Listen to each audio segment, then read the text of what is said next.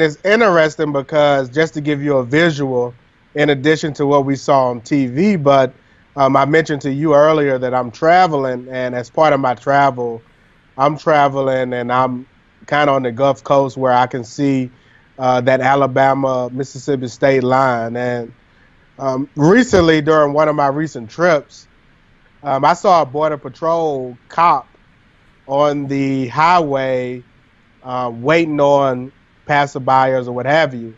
And so that was the first time I had ever seen that, being from the state of Alabama, driving between Alabama and Mississippi for years to see a Border Patrol cop on the Alabama-Mississippi state line was interesting.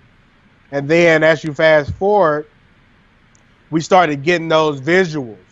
We started getting the visuals of the baby, whether the audio of the babies crying, asking for their parents.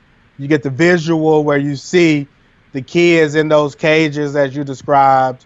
We see them sleeping on sleeping bags, or they look like more like those kindergarten mats. You remember in kindergarten where you had those little mats, and then they got tin foil, with some aluminum foil covers. With some aluminum foil covers.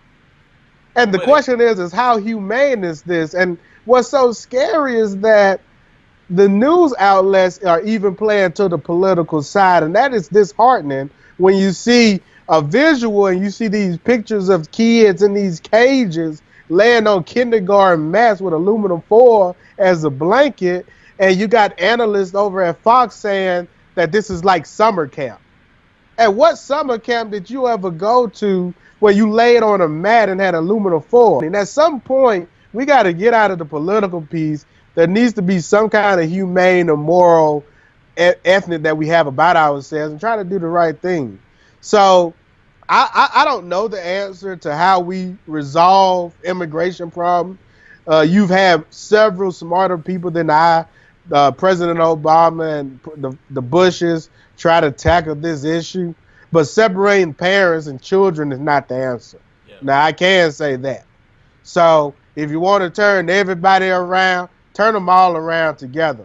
But you don't take the kids from their parents and not think that that's going to have a long-lasting effect. And that's just heartless, it's ruthless, and they just acting like a bunch of thugs behind protection.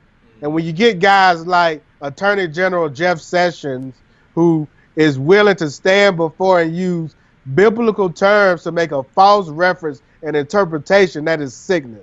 He's from the state of Alabama. He's had pastors and other people speak out. You got the evangelicals that are supposed to be so high and mighty, and they sitting here allowing this guy to make these decisions, and it's sickening.